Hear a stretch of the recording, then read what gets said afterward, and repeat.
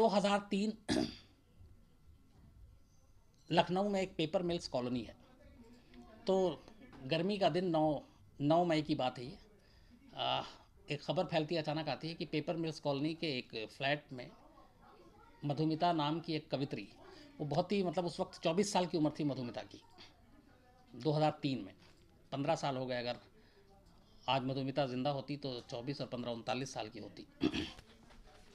तो लखनऊ के paper mill colony में एक फ्लैट के अंदर 24 साल की एक लड़की का खून हो जाता है और उसको गोली मारी गई थी। तो बात तेज़ी से फैलती है।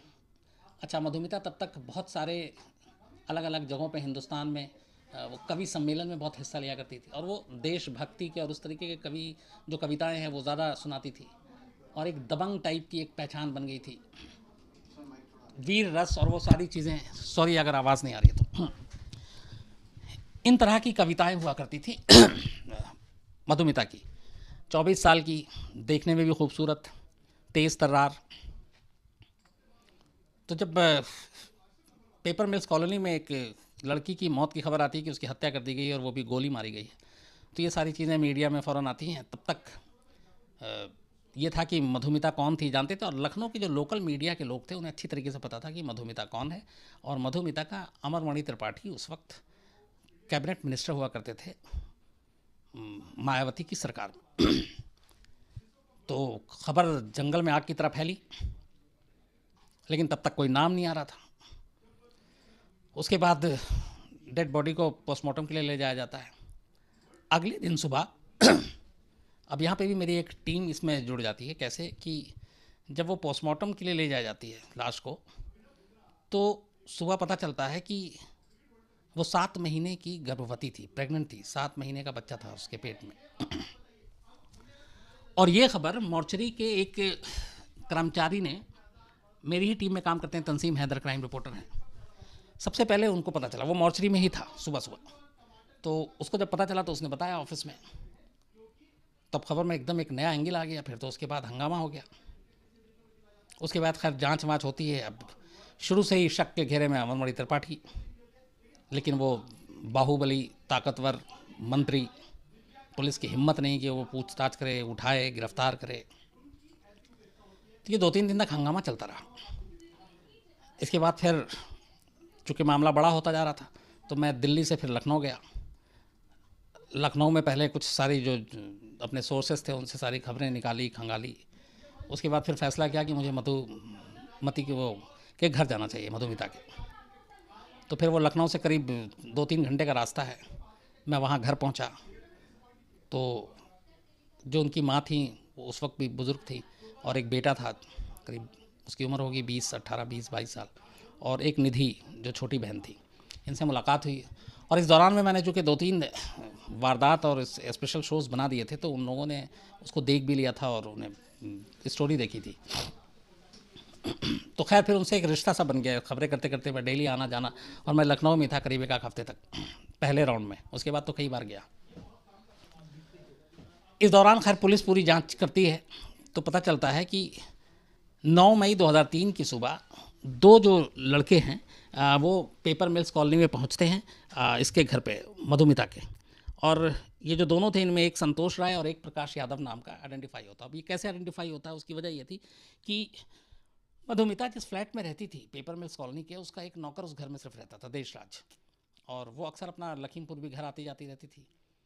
तो देशराज ने पुलिस को यह बयान दिया कि 9 मई की सुबह 2 लोग बाइक पर आए थे और ये जो दोनों संतोष और प्रकाश पांडे थे ये इससे पहले भी आया करते थे।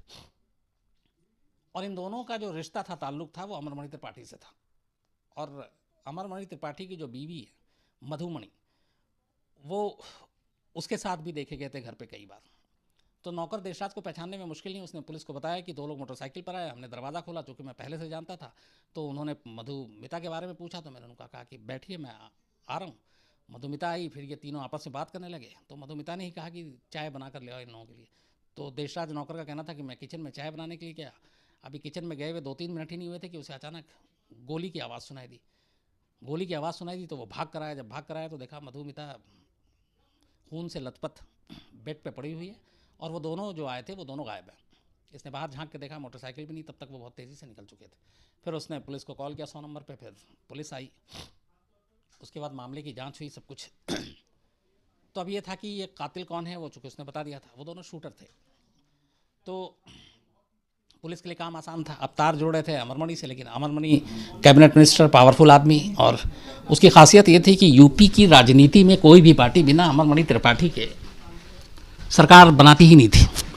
बीजेपी, राजनाथ सिंह जब सीएम थे तब भी वो मंत्री रहा, मुलायम सिंह जब मुख्यमंत्री थे समाजवादी पार्टी की सरकार की, तब भी अमरमणि त्रिपाठी मुख्यमंत्री रहा। जब बसपा की सरकार थी, जब ये इंसिडेंट हुआ 2003 में, तब मायावती मुख्यमंत्री थी, वो उनकी उसमें भी मंत्री रहा। तो उसकी कोई अपनी आइडियोलॉजी, ये सारी चीज़ें नहीं थी, और वो किसी भी पार्टी में जो भी आता था, और वो चूँकि ज़्यादातर निर्दलीय जीतता था, तो किसी की भी सरकार में जहाँ पे जोड़ तोड़ होता है वो अपना घुस जाता था, आराम से मंत्री बन जाता था। और वो 5-6 बार विधायक भी रहा। और उसकी जो अपने एरिया में पूर्वी उत्तर प्रदेश में अच्छी खासी धाक थी, तो माफिया टाइप, बाहुबली। और हालत ये थी कि ये जब इंसिडेंट हुआ था तो उस वक्त भी उसको पहले कुछ नहीं किया गया। फिर अचानक एक केस हुआ, एक किडनैपिंग का केस था जो उससे कुछ पहले का था, और उस किडनैपिंग के केस में एक लड़के को बड़े बिजनेस फैमिली के उठाया गया था, और उसके बाद उसको रैंसम लेके छोड़ दिया गया था। लेकिन इसी दौरान में जब पुलिस ने पता किया, जब वो छूट कर आया, तो मालूम हुआ कि उसको अमरमणि त्रिपाठी की ही लखनऊ के सरकारी आवास में रखा गया था बंधक बनाकर। तो ये मामला खुल गया था। तो इधर ये मधुमिता का कांड हो गया। तो मायावती को मजबूरी में, दबाव में आकर सरकार से, मंत्रिमंडल से अमरमणि त्रिपाठी को बर्खास्त करना पड़ा। बर्खास्त कर दिया गया, लेकिन कोई गिरफ्तारी नहीं हुई। अब गिरफ्तारी नहीं हुई तो सवाल उठना शुरू हुआ। तो जब सवाल उठना शुरू हुआ तो फिर उसके बाद हम लोग जब पहुंचे तो अमरमणि त्रिपाठी से मैं कोशिश करता था कि बात करूं, इंटरव्यू करूं, लेकिन वो मिलने को तैयार नहीं था। किसी तरीके से लगातार कोशिश करता रहा। तो यहाँ पे कन्फ्यूज़न में कैसे मेरी उससे मुलाकात हुई और इंटरव्यू हुआ, उसके बाद अगले दिन कैसे धमकी मिली, वो कहानी ये है कि एक दिन अचानक जो उनका ख़ास था, वो कोई तिवारी करके, मुझे पूरा नाम याद नहीं, उसने बोला आ जाइए, आपसे भैया मिलेंगे। तो मैं पहुंच गया। तो मैं ड्राइंग रूम में, मैं और मेरे कैमरामैन राफे सुल्तान हुआ करते थे तब, हम दोनों पहुंचे, ड्राइंग रूम में वेट कर रहे थे। थोड़ी देर के बाद अमरमणि त्रिपाठी आया। जैसे ही अंदर आया, उसके बाद वो कह रहे हैं, जो उन्होंने नाम लिया तब मैं समझ गया कन्फ्यूज़न क्या। तो अमरमणि त्रिपाठी कह रहे हैं कि जी न्यूज़ में तब एक रिपोर्टर हुआ करता था, वो हुए करते थे, मेरे सीनियर थे वो, अंसारी, पूरा नाम मुझे याद नहीं आ रहा, बहुत टीवी पे आया करते थे वो। तो असल में अमरमणि ये त्रिपाठी समझे कि मैं वो जी न्यूज़ का वो रिपोर्टर अंसारी जो पॉलिटिकल बीट करते थे, वो सिर्फ पॉलिटिकल खबरें करते थे, और शायद वो इलेक्शन के दौरान काफ़ी कवर किया होगा उनको, तो उनसे दोस्ती वोस्ती भी होगी। तो वो इस मुगालते में, इस गलतफहमी में थे कि वही अंसारी मिलने के लिए आया। तो वो एकदम ड्राइंग रूम में तपाक से घुसते हैं, अरे कहाँ है अंसारी साहब। मैं सोच रहा हूँ ये अंसारी कौन है यहाँ पे। उसका जैसे ही वो हाथ बढ़ा के मुझसे मेरा चेहरा देखता तो एकदम वो चेहरे का रंग, आप यहाँ कैसे। मैं तो अंसारी जी न्यूज़ से था। मैंने कहा नहीं, मैं आज तक से शम्स ताहिर खान हूँ। तो बोला आपको जानते हैं, मैं देख रहा हूँ लगातार, और आप ठीक नहीं कर रहे हैं, और लखनऊ से जितनी जल्दी निकल लीजिए। अब जो राफे भाई थे वो थोड़ा सुलझे हुए, उन्होंने थोड़ा प्यारे कैसी बात कर रहे हैं आप, ये वो जो भी कर, बोला नहीं नहीं नहीं। और उसके बाद एकदम मतलब गुस्से में फिर वो अपने आदमी से बोला कि इन लोगों को चाय पिलाओ और इनको जल्दी यहाँ से भगाओ, मतलब एकदम बेइज्जती करते हुए। उसके बाद इतना कह के वो अंदर कमरे में। तो ये उस वक्त की मुलाकात हुई थी, और उससे पहले चूँकि सारी स्टोरी की थी तो वो लगातार शायद देख रहा हूँ। खैर हम वहाँ से निकले बेइज्जत होकर, लेकिन स्टोरी करते रहे। अब इस दौरान में जब मामला ज़्यादा ये तूल पकड़ने लगा तो मई में चूँकि ये मामला हुआ था, जून में करीब 20 दिन गुजर गए, तब लखनऊ पुलिस से ये जांच लेकर यूपी की CBCID को दे दिया गया। क्राइम ब्रांच CID जो डिपार्टमेंट है वो स्पेशल केसेस को सॉल्व करती है। तो मायावती ने CBCID को एक केस ट्रांसफ़र कर दिया ताकि थोड़ा लोगों को लगे कि हाँ जांच हो रही है।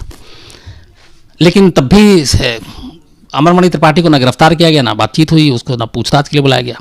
सब ऐसे ही चल रहा था और गुस्सा हो रहा था, लोग गुस्से में थे कि बताया जा रहा है पावरफुल है। इसी दौरान में ये आपको करीब अगस्त के महीने में CBCID अपना काम करती रहती है। मजबूरी में फिर जब मायावती एक प्रेस कॉन्फ्रेंस करती हैं, कहती है कि हम सारी जांच कर रहे हैं, सब कुछ ठीक है, लेकिन अगर मधुमिता की फैमिली ये को हम पे भरोसा नहीं है, वो चाहती हैं CBCID वो CBI से जांच कराएं, तो मैं उसके लिए तैयार हूँ, अगर वो हमें अर्जी दे दें।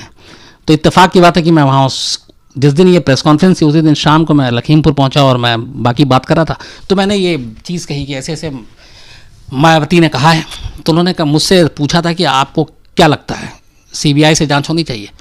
तो एक जर्नलिस्ट के तौर पे मेरा ये भी एक अपनी जो तजुर्बा था कि चूँकि ये मंत्री हैं, सरकार यहीं पे है, मायावती भी थोड़ा सा सॉफ्ट कॉर्नर है, तो शायद निष्पक्ष जांच ना हो। तो मैंने कहा कि देखिए, अगर सही जांच है और आपको इंसाफ चाहिए तो CBI में कोई बुराई तो है नहीं, तो आप मांग कर लीजिए। मायावती ने कहा है प्रेस कॉन्फ्रेंस में।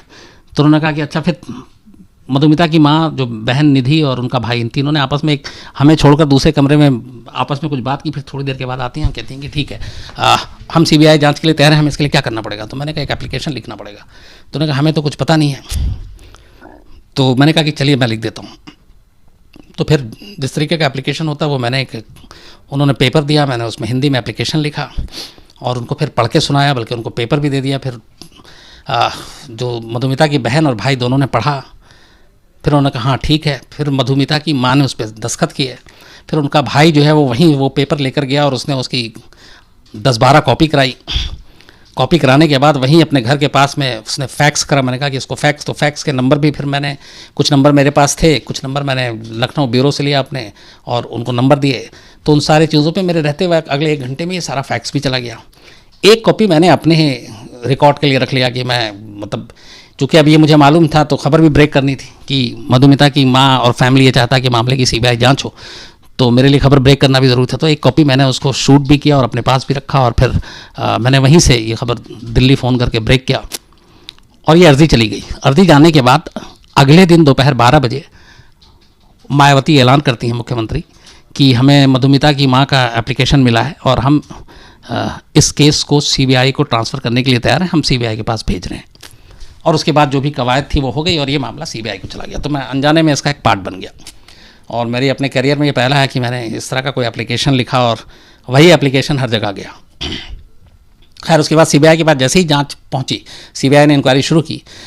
तो इंक्वायरी लेते ही सितंबर में, करीब अगस्त में CBI के पास लास्ट में गया था ये, और कुछ ही दिनों की जांच के बाद, जिसको मई से लेके अगस्त तक किसी ने हाथ नहीं लगाया, CBI ने शुरुआती जांच में मान लिया कि अमरमणि त्रिपाठी इसमें इन्वॉल्व है और सितंबर में अमरमणि त्रिपाठी को पहली बार गिरफ्तार कर लिया गया।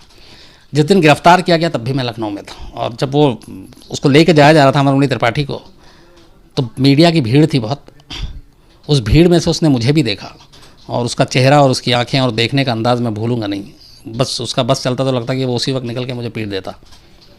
खैर उसके बाद वो CBI की कस्टडी में जाता है, फिर जेल जाता है और उसके बाद फिर पूरी कहानी CBI चार्जशीट दाखिल करती है और उसमें कहानी आती है। तो कहानी जो थी, इसके आगे का पार्ट बाद में, अब कहानी पहले, कि मधुमिता एक लखीमपुर लखनऊ से 2-3 घंटे की दूरी पर रहने वाली एक आम सी लड़की थी, पर वो डिबेट अच्छा करती थी, बोलती अच्छा थी, दिखने में ठीक थी और कविता बहुत अच्छी करती थी। और वो कविता जो पढ़ती थी वो एक जोश जगाने वाला होता था, देशभक्ति की और तमाम चीज़ों की। तो लखनऊ में धीरे धीरे कविता करते करते वो उसकी थोड़ी जान पहचान होती गई और वो बड़े बड़े फिर कवि सम्मेलन खुद भी ऑर्गेनाइज करने लगी और उसमें तमाम नेता वेता आने लगे। और इसी दौरान में एक ऐसे ही कवि सम्मेलन में अमरमणि त्रिपाठी की मुलाकात मधुमिता से होती है और उसके बाद फिर मधुमिता के वो करीब जाता है, दोनों में दोस्ती होती है, दोनों में प्यार होता है। फिर धीरे धीरे ये रिश्ता इतना बढ़ता जाता है कि वो मधुमिता के महंगे महंगे गिफ्ट देता है। बहुत CBI ने तमाम वो प्लेन के टिकट्स बरामद किए, तो वो इंडिया के बाहर मधुमिता के साथ बहुत घूमा। और जो पेपर मिल्स कॉलोनी में घर था वो भी उसने ही, अमरमणि त्रिपाठी ने मधुमिता को लेकर दिया।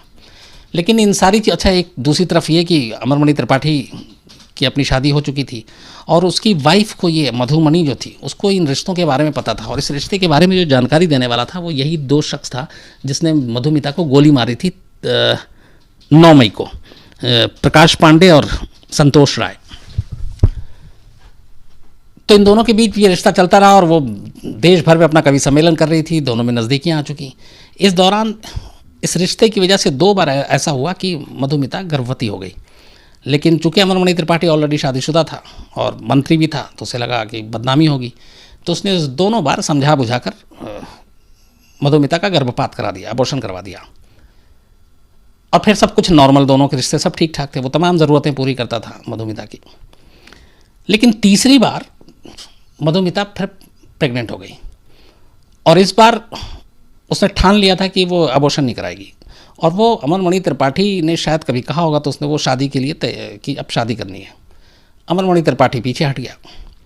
इस दौरान में ये 7 महीने की गर्भवती हो गई। अमरमणि त्रिपाठी को जब ये पता चला तो वो परेशान हो गया। दूसरी तरफ ये खबर संतोष और प्रकाश के ज़रिए अमरमणि त्रिपाठी की बीवी मधुमणि को भी लग चुकी थी कि मधुमिता गर्भवती है।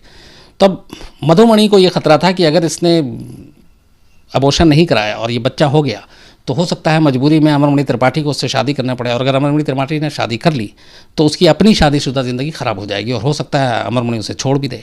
तो उधर अमरमणि की बीवी को ये खतरा सताने लगा, इधर वो अबॉर्शन करने के लिए तैयार नहीं। तो कहते हैं कि जो कहानी है, जो चार्जशीट में हालांकि उसका जिक्र है लेकिन सरसरी तौर पे, लेकिन इसमें 2 पहलू थे। एक कि अमरमणि त्रिपाठी मधुमिता से पीछा छुड़ाना चाहता था, इसलिए वो उसको रास्ते से हटाना चाहता था। दूसरा, मधुमणि अमरमणि की जो बीवी थी वो ये नहीं चाहती थी कि ये बच्चे को पैदा करे और अमरमणि इससे शादी कर ले, वरना उसकी शादीशुदा ज़िंदगी ख़राब होगी। तो कहते हैं कि जब ये 2 जो संतोष और प्रकाश जिन्होंने गोली मारी थी, ये इनके गांव के थे और एक तरह से बॉडीगार्ड टाइप के भी थे और गुंडे टाइप के थे। तो ये अमरमणि की वाइफ को, मधुमणि को भाभी भाभी कह के पुकारा करते थे। तो ये जब भी जाते थे भाभी भाभी, तो एक दिन गुस्से में मधुमणि ने कहा कि तुम लोग सिर्फ मुझे वैसे ही भाभी बोलते हो, दिल से नहीं बोलते। तो बोला नहीं नहीं भाभी कैसी बात कर रहे हैं आप। तो मधुमणि ने ये कहा कि अगर तुम मुझे भाभी सच में दिल से मानते तो तुम उसको ठिकाने लगा देते, क्योंकि वो मेरी जगह लेने की कोशिश कर रही है। उसका इशारा मधुमिता की तरफ था। तो वो दोनों सुनते रहे। उन्होंने कहा कि अगर उसने बच्चे को पैदा किया तो कल को अमरमणि उससे शादी कर सकता है और वो शादी करेगा तो फिर तुम सोचो तुम्हारी भाभी की क्या हैसियत रहेगी, तो कुछ करो मेरे लिए। एक पहलू ये था। दूसरा ये था कि अमरमणि भी इससे छुटकारा चाहता था। तो ये दोनों चीज़ें जब मिल गई तो इन्हीं दोनों को भेजा गया 9 मई को और इन दोनों ने जाके मधुमिता को गोली मार दी और उसके बाद ये चले आए। तो जब ये सारी कहानी चीज़ें सामने आ गई तो फिर अमरमणि के बाद सीबीआई ने मधुमणि को गिरफ्तार किया, अमरमणि की बीवी को, और साथ में एक इसका जो भतीजा था अमरमणि का, उसका नाम था रोहित चतुर्वेदी, क्योंकि वो इस साजिश में शामिल था। इन शूटर को भेजना और ये पूरा कि ये कत्ल होने जा रहा है उसे सब पता था, और वो भतीजा था अमरमणि का और मधुमणि का। तो अमरमणि के बाद सीबीआई ने उसकी बीवी को गिरफ्तार किया, फिर उसके भतीजे रोहित को गिरफ्तार किया, फिर इन दोनों शूटर को गिरफ्तार किया। तो 5 लोगों को अरेस्ट किया, चार्जशीट दाखिल की और इन 5 को उसके बाद मुकदमा चलाने की शुरुआत हुई। लेकिन तभी मधुमिता की फैमिली ने कहा कि अगर यूपी में ये मुकदमा चलता है और यूपी के जेल में इनको रखा जाता है तो ये अपने ताकत का, अपनी हैसियत का इस्तेमाल करके केस को मैनिपुलेट कर देंगे। और इस दौरान उनकी फैमिली को धमकी भी मिल रही थी कि आप इल्ज़ाम वापस ले लो, ये पैसे के भी बहुत लालच दिए गए। तो इसके बाद ये मामला उन लोगों ने अर्जी लगा दी सुप्रीम कोर्ट में। तब सुप्रीम कोर्ट ने मार्च 2007 में ये ऑर्डर दिया कि इस केस का ट्रायल यूपी में नहीं होगा, बल्कि ये देहरादून के स्पेशल कोर्ट में होगा ताकि निष्पक्ष सुनवाई हो सके। तो सुप्रीम कोर्ट के आदेश पर मार्च 2007 में ये केस देहरादून में ट्रांसफ़र कर दिया गया और उसके साथ साथ इन तमाम आरोपियों को, अमरमणि, उसकी बीवी मधुमणि, भतीजा रोहित चतुर्वेदी, प्रकाश और जो संतोष शूटर दोनों, इन 5 को यूपी से उठाकर देहरादून जेल भेज दिया गया और वहाँ फास्ट ट्रैक कोर्ट में इसकी सुनवाई शुरू हुई। फास्ट ट्रैक कोर्ट ने बहुत जल्दी अपना फैसला सुनाया और 2007 में ही 24 अक्टूबर को वहाँ की निचली अदालत ने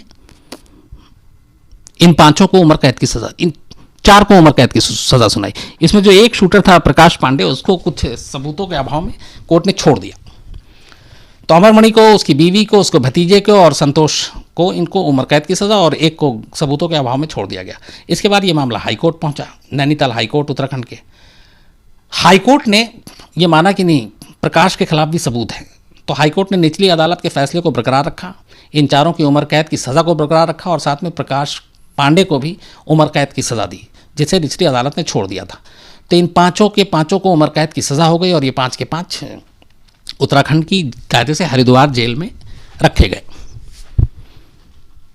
धीरे धीरे वक्त बीतता है, लोग भूलते जाते हैं, सबको ये पता है कि दोनों को उम्र कैद की सज़ा हो गई है, दोनों जेल में हैं। लेकिन यहाँ पे एक तीसरा खेल शुरू होता है, जो मैंने शुरू में आपसे कहा था कि सज़ा का मजाक कैसे उड़ाया जाता है। पहले तो कुछ पेरोल वेरोल के नाम पे ये लोग बाहर आते जाते हैं। उसके बाद अचानक इसी साल जून में एक अर्जी दी जाती है उत्तराखंड के गवर्नर को।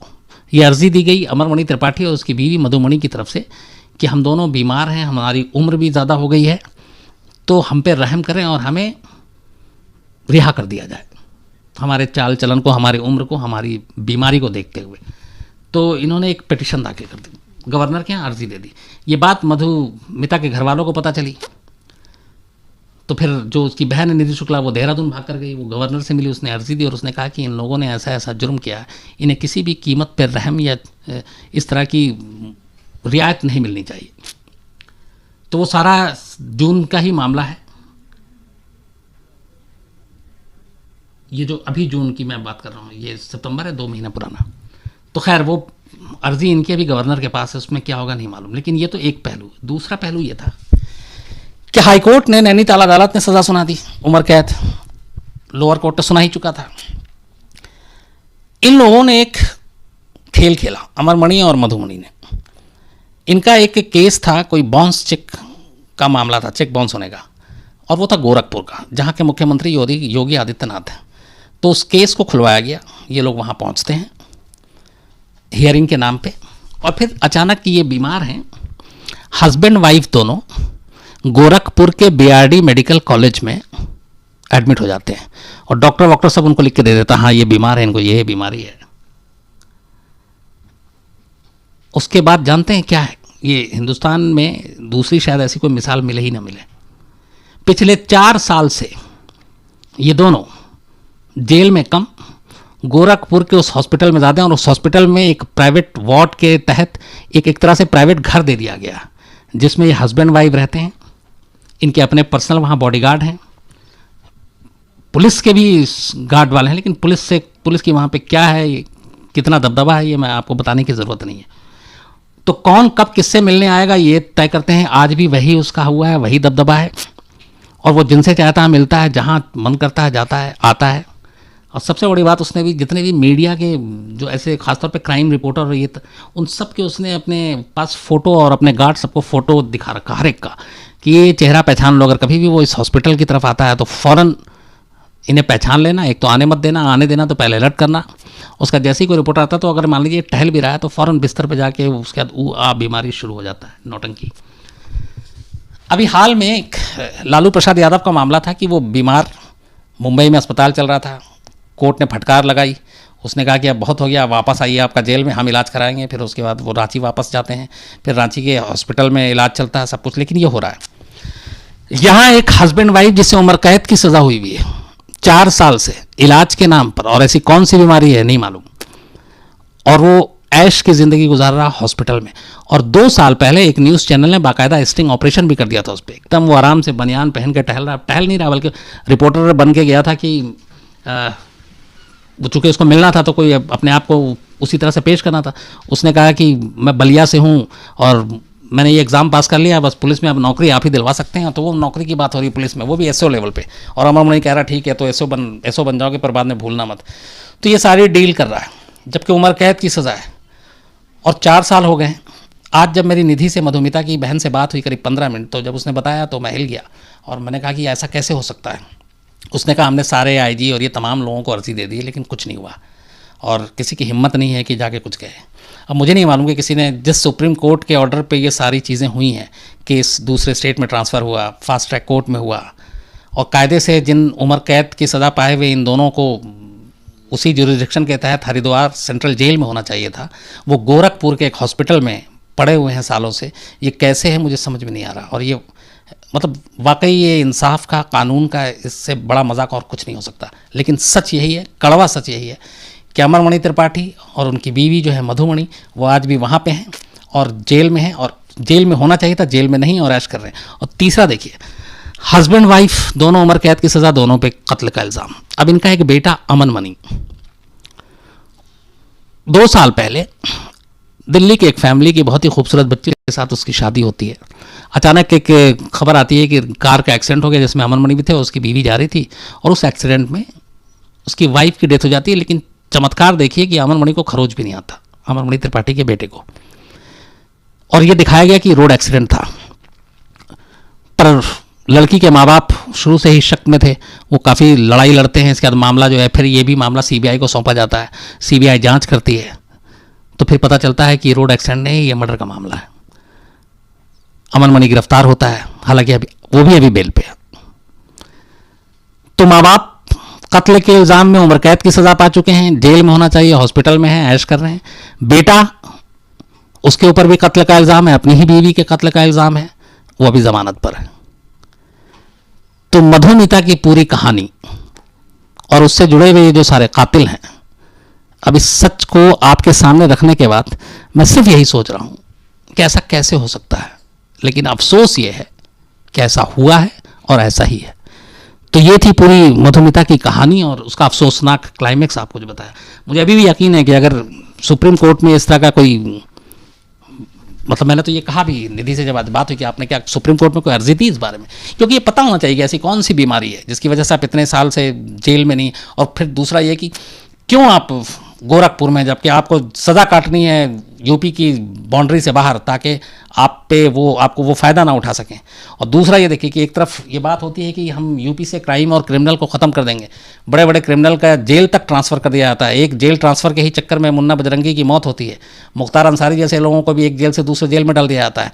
लेकिन यहाँ मुख्यमंत्री के अपने घर, अपने गोरखपुर में एक 24 साल की लड़की का कातिल, जिसके माँ बाप को इसी देश की अदालत ने उम्र कैद की सज़ा सुनाई है, वो उस उम्र कैद की सज़ा के बदले में मज़े काट रहा है। और ये बीआरडी वही हॉस्पिटल है जहाँ पे ये दोनों इलाज के नाम पे हैं, जहाँ पिछले साल अगस्त में आपको याद होगा कि एक साथ 35-40 बच्चों की मौत की खबर आई थी। ये वही हॉस्पिटल। कहानी में जितना ही आपसे मुलाकात होगी कल रात 9 बजे किसी नई कहानी के साथ। तब तक अपना ख्याल रखिएगा।